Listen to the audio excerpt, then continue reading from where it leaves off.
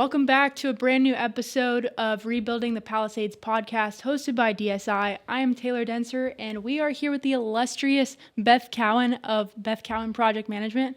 Beth, thank you so much for your time today and joining us. You're welcome. So, we have a lot of great conversation that we're going to go through. So let's dive right in. So tell us how you got started in this business. I got started right out of college. I was poor and I needed a job, and I worked for a big real estate development company. But I had good writing skills and speaking skills from college, and just got sort of plucked out of the group. And so I spent the first 13 years of my career in high-rise development. So I built high-rise buildings and really learned about construction and process, old school, really, by old builders who really taught you the process. And then I eventually went into residential, high-end residential, by accident, but that was the... And where were the high rises? What city was that in? Yeah, well, it was a Chicago-based company, so I worked all over the country with development teams, but I concentrated mostly in Century City, downtown, Beverly Hills. Okay, perfect. So you're very experienced in estate development management. So how did you develop all of that experience? I mean, I know you just talked about, your experience with high rises, but talk to us some more about that experience. Yeah, so it was, I used that high rise experience, that big construction experience, and translated it into residential. And residential is actually when it's high end residential, very complicated, and you work with engineers,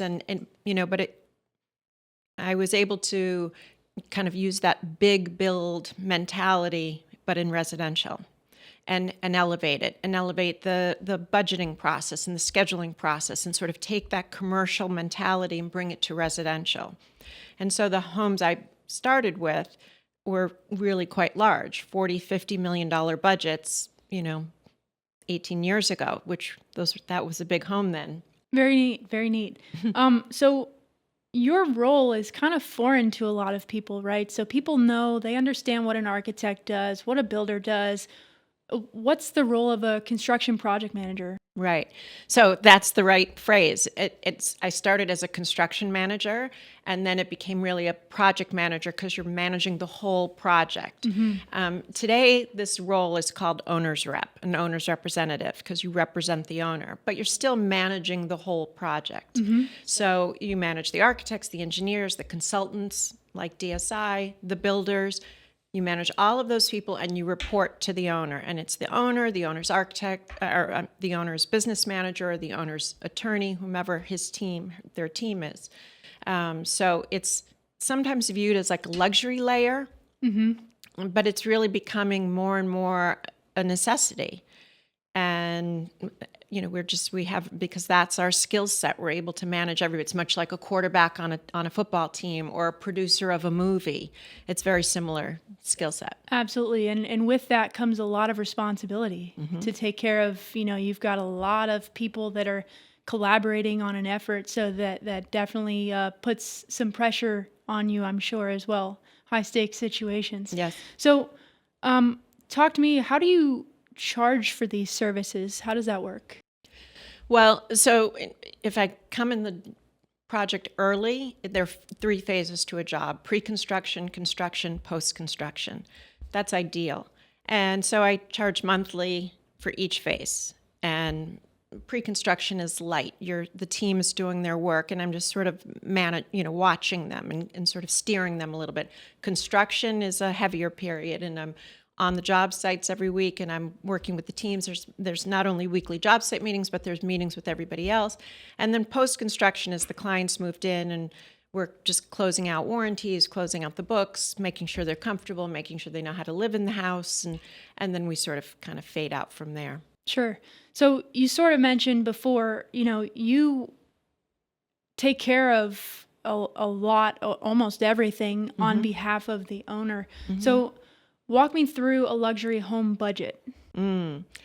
So that's such a good question, because even with the Palisades Fires, people call and say, this is how much money I have to build a house. But it's not, you don't just, it's not wood and concrete and carpet. It's permits, it's people. So that's the very first thing we do is we develop a budget. And we sort of take a temperature. We say, this is how much this house, as you have it designed, is going to cost. And like, do you have the stomach for it? Do you want to keep going forward? And they may say, oh, no. I thought it was going to be $1,000 a foot all in. No. When the contractor tells you $1,000 a foot, that's not counting AV. It's not counting your soft costs. It's not counting security. It's certainly not counting your furniture. So, in the city of LA, we have a lot of permits. We have testing and inspections. There are a lot of other components to building. So we develop that from the very first minute, and we have historical data, and we sort of know, and we develop the budget, and we say, this is what it's going to cost. Can you go forward before we start any construction? They have to sign off on that number, and it includes everything we can possibly think of. We put in furniture storage and, a contingency, always a little bit of a contingency for things that come up. Sure. And do you find that people often overlook maintenance costs after the fact? I mean, we talk about maintenance as we're going through, as they're picking out materials, and we say, well, that wood is beautiful, but you'll be sanding it every 6 months. And if you're good with that, that's great. Or that stone is not good around a pool because the chlorine's going to eat it away, or whatever. We do talk about that all the way through. Mm-hmm. And we've finished houses, and the clients have called and said, who's going to do all of this? Right. So we try to keep everybody informed along the way, and that's part of what we do. Absolutely. So, at the beginning of a project, clients tend to be conservative, and they're watching their budget, mm-hmm. and they think they have it all figured out, right? And then as the project goes along, halfway through, it gets out of control. They're adding things, and next thing you know, you're over your budget. Mm-hmm. So why is that? How does that happen? Right. So that's our job, is to say, we try to keep them disciplined, and we tell them, this is your budget, but you have to stay disciplined. And if they make changes, we say, before they do make the change, we say, this is going to cost this in money and in time. Do you want to go forward? So they make the choices, and then they can't say, well, I didn't know, because it's our job to tell them. Right. Absolutely. You have it all thought out and all planned out, mm-hmm. and everything. Mm-hmm. So that's fantastic. Mm-hmm. So you tend to work with the same people on your projects, more or less. Why is that? Well, there's only so many of us that work at this level, mm-hmm. first of all. But also, you start to trust your team. You know who can perform and who can deliver, and the team works well together. And it's about efficiency, and it's about being in sync with each other, performing at a very high level, responsiveness, knowing that, DSI is a perfect example. If there's a problem, I know I can pick up the phone, and you're going to be there. Absolutely. And that's what, that's part absolutely. Absolutely. I mean, we've worked on a lot of projects together over the years, and, I've worked with Nadia a lot, mm-hmm. on your team as well. So we work together and collaborate a lot very often, and that's important too. Mm-hmm. And it's great to have those people you can count on and work together really nicely. Mm-hmm. Just makes the project a lot more enjoyable too, I think. Absolutely. And enjoyable for the client. I always tell the client, like, this should really be fun. Mm-hmm. You're not building your office space. You're not building you're building your family home. In most instances, it's their family home, and it should be fun and positive and fun for all of us. If the team is happy, it works. Everybody performs. Absolutely. So you and I both work in fields that are dominated by men. Yes. So do you think that that's an advantage or a disadvantage to, being a brilliant woman in this male-dominated industry? I think it's a great advantage. And I really encourage women in this business because we're good at it. We're good at construction. We're good at multitasking. We're good at nurturing. This is also these people are building their family homes, spending probably everything they have or a lot of what they have. And there are, good moments and not so good moments. And so women are sort of well suited for it. But women are also some of the toughest people on the job site. And today, more and more, we're seeing women in the trades, and it makes for a really good, positive environment. Absolutely. I find myself telling these guys too, I'm like, we need more women around here. I recruit women. I look for women, and I'll I think it's the best way to build. I like to have a nice, healthy mix on the job. I have a job right now. The contractor's female, the architects are female, the client is a female, and it's a great project. Absolutely. I agree with that. Since we've obviously worked together on a lot of projects and yeah, what are some of those challenges that you face, with in terms of, subcontractors or issues along the project? You mentioned that there's been instances where you've had to take over a project because it was not going well at all. So tell me more about that. Well, I think the biggest issue we have is when the owner doesn't take counsel and wants to run the job the way they think that it should be run, and sometimes pick a subcontractor that's not appropriate for it, who's not up to the standards. They want an A+ house, but they want to pay C-level prices, and they can't understand why it's not right. And so I'm pretty big. I've learned lessons over the years that if I can't control the team, then I don't want to be on the team. Right. Because we won't succeed. And that's been sort of in the last few years, that's been my biggest takeaway from the last few projects I've done. And I'm pretty clear to say to the client, to the owner, it's your money and it's your home, but you've hired this team for their expertise. Right. So trust the team. Absolutely. And that's kind of been the biggest thing. A lot of the clients that both of us work with are high profile people of influence, and many of them we can't talk about. Right. Who are some of the people that you've worked with that you can talk about, if any? Well, no, I'll tell you, when I first started in residential, our clientele was all Hollywood. Producers, studio heads, actors, really all Hollywood. And now our business is really businessmen, business people who've come into Los Angeles. And they're actually, it's a much more sort of stable market for us. So how you communicate with them is very different. They're really financially driven. A little less creative and more financially driven. So right now, I would say most of my business are successful business people who want to build a smart home, architecturally significant, somewhat creative, but it's really a bit more practical. I have a client right now who wants to build a legacy home. A home that will be here 100 years from now, 200 years from now, that those people will study. That's a very different approach, and that's, like the dream job. Sure. Yeah, that's very unique. Yes, it is. And that's different from a lot of what's going to be built in the Palisades. In the Palisades, people are just building their family home back so they have a place to live. Right, absolutely. Discover why we're the most awarded home technology firm in the U.S. Our design-centric approach transforms your space with effortless control of lighting, motorized shades, audio, video, and more.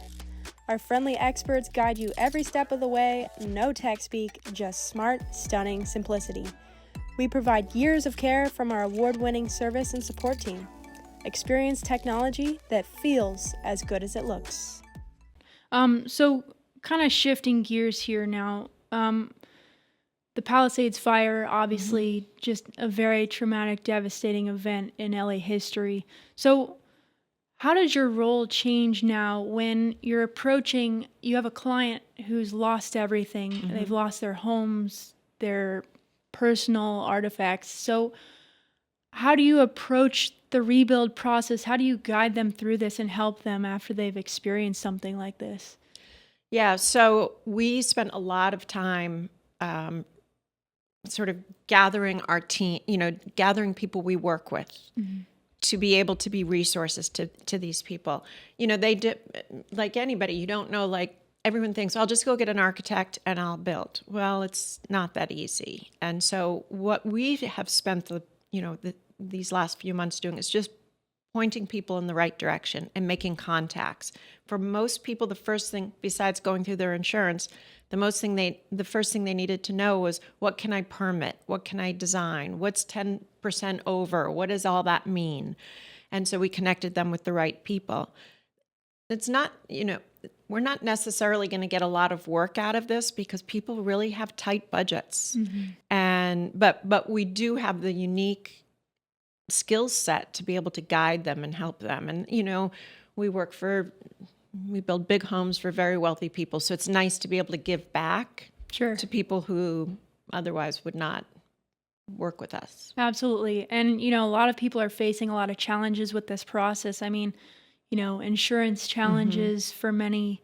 So it's important to have someone like yourself to be there every step of the way and represent them and help guide them in a situation where they don't know what the next steps are. And like you said, it's not just calling an architect and saying, I'm ready to build. Like, there's a lot of steps that go into this process. So how do you keep homeowners motivated throughout this journey of the rebuild? There's obviously a lot of emotion involved. And so how do you keep them motivated and informed through this? I think it's about giving them a roadmap because they don't know. So you said you're going to clean your property, and then you're going to design, you're going to, basically just giving them the roadmap of what's going to happen for the next 2 years. I was just talking to this woman the other day. She's like, we're so close to getting our permit, and then we're going to be in our house. I was like, well, it's going to take you like 18 to 20 months to build that house. They have a fairly large house. And she said, oh, really? Like in her head, they're halfway there. So I think if you know what's in front of you for the next few years, it's manageable. Sure. You can say, okay, I'm going to rent a house for so long, or so that's a big part of what we do. And again, people don't know what the process is, so we help guide them in that way. Sure. And a lot of people, you certainly don't want to be the first one back in your house, right? If everybody's building around you, you don't want to be in there with all the construction and everything too. Right. So I think that's good to educate people on the timeline and set those expectations, right? Especially if they do have temporary arrangements for housing. I think people underestimated how toxic it was there and that there was no infrastructure. So great if you're the first one in, but you have no running water and you have no electricity and you have no trash pickup and no mail delivery. So there definitely was some like learning for everybody to realize, we need to actually follow the process. Many people called and said, I have plenty of money, get me in my house. Really, and then what? Right. You're not going to have these other systems. So why don't you just slow down and do it right and kind of follow the process a little bit. Yeah. And not to mention the immense amount of traffic to the area. And when this is going to happen, I mean, Sunset Boulevard was already difficult enough to get through. Now you have all the construction trucks and people trying to get in to do their work and tenfold because you have multiple people building at the same time. Right. So it goes beyond just building the house, right? It's like there's so many other parts and moving things that have to happen in order for this to work. So will you be collaborating with your network of architects and contractors in planning for kind of this large scale rebuild, if you will? Yeah, we've all spoken about it. Again, we don't, there. Of the number of homes there, 5,000 of them were like 1,500 square foot homes. It doesn't pencil to work with me. Right. It doesn't pencil to bring in the kind of level of contractors we work with. So really what we can do is help guide those people with our experience for no charge. Sure. And then there will be one or two that will say, now I want to build my dream home. Or in a few years, they're going to be the people that have bought up a lot of lots, and they're going to say, oh, now I have 3 lots tied together and I'd like to build a giant home. Those are the people that we're going to actually go in and work with. The people right now, it's just, again, just offering our experience and our resources and making phone calls. And, it's tough. Resources are tough right now, and people are busy right now. So if someone calls me and says, I really need an engineer, then I'll make a phone call for them and get them that engineer.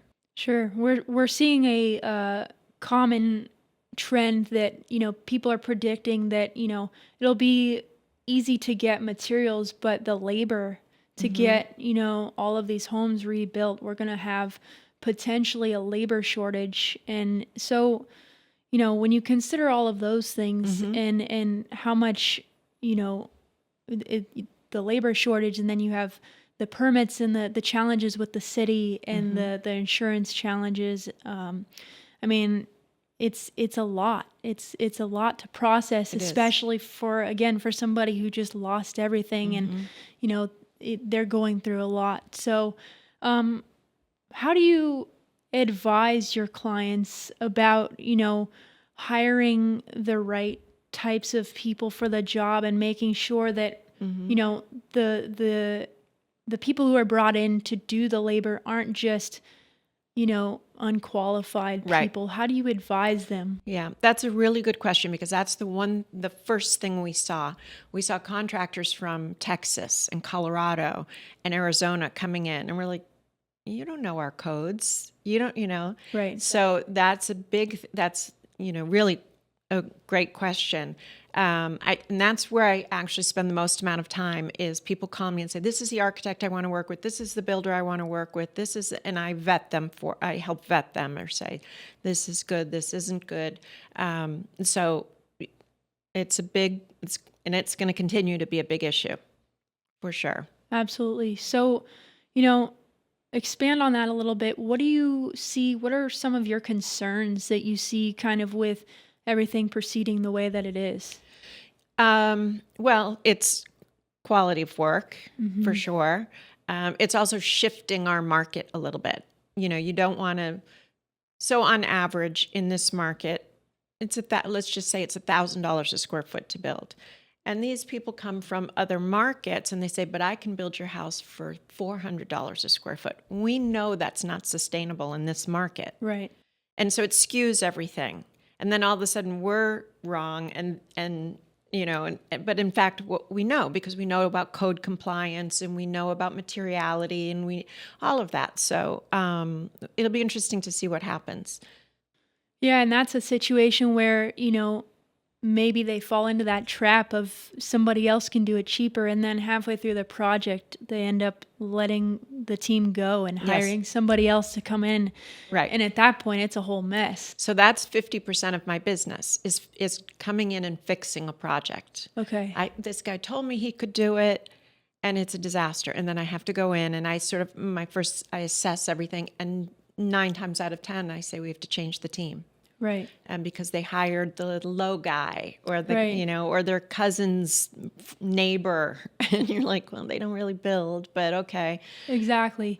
So that will definitely come into play for sure. I'm certain of that. There's a lot of different kinds of homes in the Palisades too. Yes. I mean, you have, like you said, there's a bunch that are maybe, your more modest homes that are smaller, and then you have up in the hills, you have a lot larger homes that, you represent your clients for. Talk to me about that and how the Palisades has that unique character and charm, and not everything is, the same. It's very unique. Mm-hmm. Well, that's what we're hoping is preserved in the Palisades versus, these developers who are coming in and buying up many lots, and they're going to kind of put the same. So we're hoping that the history of the Palisades stays intact. We'll see. It's you can build, 5 homes at the same time for less, with all the same materials for less than you can build one high-end custom home. So we'll have to see how that goes. There's nothing wrong with either one of them, but how do you preserve the uniqueness of the Palisades? Exactly. And what you don't want to see is 100 of the same layout, right? Exactly. Door by door. Yeah. So, you want to preserve that charm. Another part of the Palisades that was so beautiful was it was so old, all the foliage. And now people will be really reluctant Yeah. to put trees all over the place. And so it'll be interesting to see what happens. You know, we do a lot of studies on hardened homes. And so we'll see how it all comes out. You know, the first homes are getting permitted now. They're just starting to release permits. While everybody thinks, oh, the permits came out in 30 days. They didn't. Right. So they're just starting to come out now. So we'll see what's being built. Yeah, and do you think that we're going to see a change or a shift in the choices that people are making in terms of architecture? Yes. I mean, shifting more toward concrete and glass versus, you know, wood and that type of thing. Yeah, definitely. As I said, like a hardened home. It doesn't mean you can't build a traditional looking home, but it's out of different materials. Right. And certainly sprinklers and less foliage. Absolutely. Well, and the Palisades is unique in that it's a very high fire zone. So a lot of people either were underinsured or had no insurance. Right. And so they're really, you know, I can't tell you many people called me and said, well, I have insurance, but I only insured it for $300 a foot. Well, that was probably perfect 30 years ago. Right. Right. But today it's hard. So now how do we do it? How are we creative and how do we help?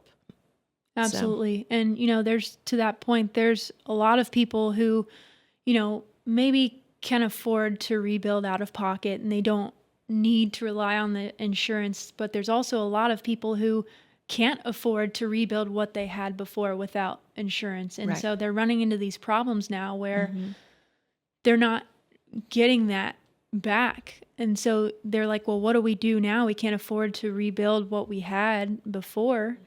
I mean, how do you help people through that? Those people are selling to the developers. Okay. You know, we thought that the lots would go like for pennies on the dollar, but they're actually getting fair market for them. Yeah. So a lot of people are selling. A surprising number are selling. Yeah. And why do you think that it's retaining its value? Is it just the Well, I mean, it's the Palisades. It's beautiful. Right. And I think people see the long game, you know, and I think they say, I'm going to buy this piece of property and I'm going to sit with it for a few years. Right. And then I'm going to develop it and then it's going to be worth. And I think there's a lot of truth to that. Yeah. So this isn't, everybody thinks we're like immediately going back in and building. Some people are, but a lot of people, it's a long way out. Yeah. And we've heard from other people too, that they estimate it'll probably take maybe a decade Yes. to fully come back and have it fully done. Yes. So it sounds like that's kind of the consensus across the board is we're looking at about a decade. Yeah, I think so. And I think that's okay. Yeah. Absolutely. You know, it'll be a different kind of community. I had a lot of families. I had 2 different families that actually decided to just move out of California. And altogether, they were just like, well, we've lost our home, we've lost our school, our church, our dry cleaners, our grocery store. And so now we're just going to move. Yeah. Instead of waiting for all of that to be rebuilt. They have to get their children into school. They have whatever, they have to go on with their lives. Yeah. I mean, so there's people all over that are doing all kinds of different things and they're grieving differently and they're working through this in different ways.